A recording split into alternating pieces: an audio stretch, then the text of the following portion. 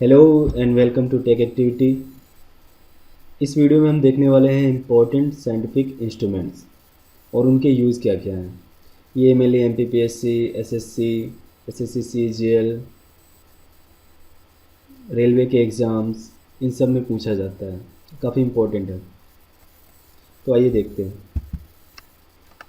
First one is altimeter. It is use to determine the height of the plane.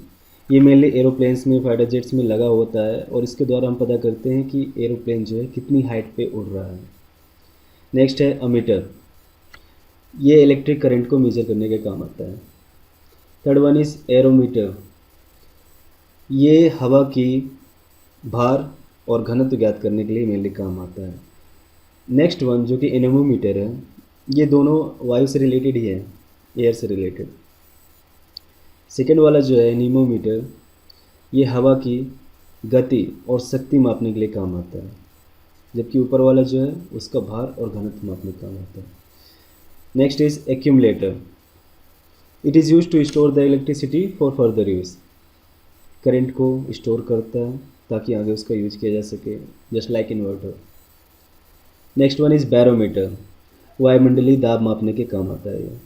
Barograph same है, लेकिन ये क्या है, उसका एक ग्राफ बनाता है। उसमें जो भी परिवर्तन हो रहे होते हैं, डिफरेंसेस हो रहे होते हैं एटमॉस्फेरिक प्रेशर में, उसका ग्राफ बनाता है। Calorimeter. It is use to measure the amount of heat. Calorie जो है ऊष्मा का मात्रक है, इसलिए ये ऊष्मा की मात्रा को मापने के काम आता है। Next one is cardiogram. Cardiogram को ईसीजी भी कहते हैं, इलेक्ट्रोकार्डियोग्राम। ये मशीन होती है, हॉस्पिटल्स में पाई जाती है, जिसे हार्ट रेट मेजर किया जाता है। Next one is chronometer. Chronometer का यूज जो होता है, शिप में यूज किया जाता है, नावयानों में किया जाता है, ताकि अगर वो समुद्र में किसी भी जगह में है तो वहाँ पे वो एग्जैक्ट टाइम का पता लगा सकें। जो इंटरनेशनल वाटर्स होते हैं उनका टाइम जोन बदलता रहता है, तो सही टाइम का पता लगाने के लिए क्रोनोमीटर का यूज़ किया जाता है।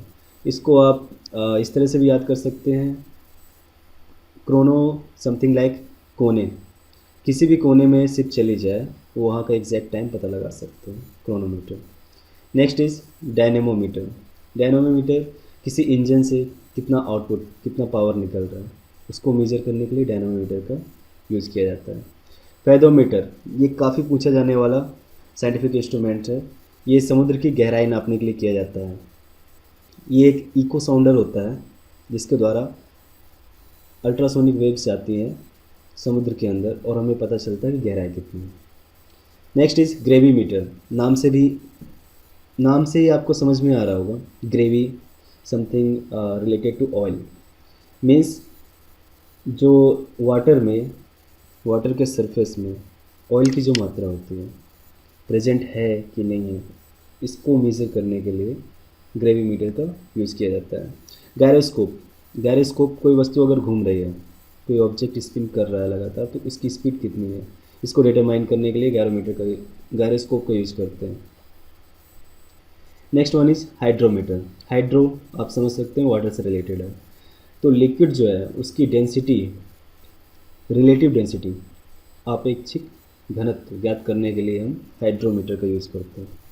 Hydrophone, same related to water. Under water कोई साउंड है, उसको रिकॉर्ड करना है या फिर सुनना है, तो उसके लिए हाइड्रोफोन का यूज़ किया जाता है। हाइग्रोमीटर, ये भी काफ़ी पूछा जाता है।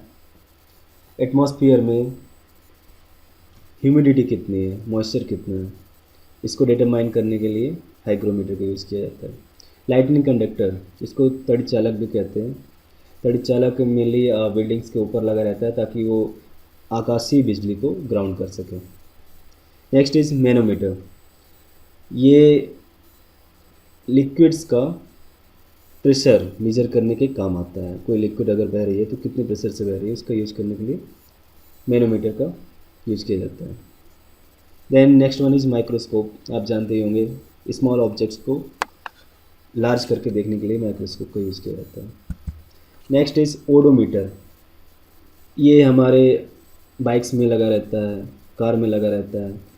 जो पहिए वाले व्हीकल्स रहते हैं उन सब में कितना डिस्टेंस चला गया उसको मेज़र करते हैं। पेरिस्कोप। पेरिस्कोप पनडुब्बियों में पाया जाता है, उसकी सहायता से हम समुद्र सतह के सरफेस में देख सकते हैं पनडुब्बी के अंदर से। Then next one is pyrometer. Pyrometer जैसे नाम से इसमें लिखा हुआ है, पायरो मीन्स समथिंग लाइक पारा। पारा क्या है? हीट को मेजर करने के लिए यूज़ किया जाता है। तो आप यहाँ देख सकते हैं पायरोमीटर जो है थोड़ा डिफरेंट है।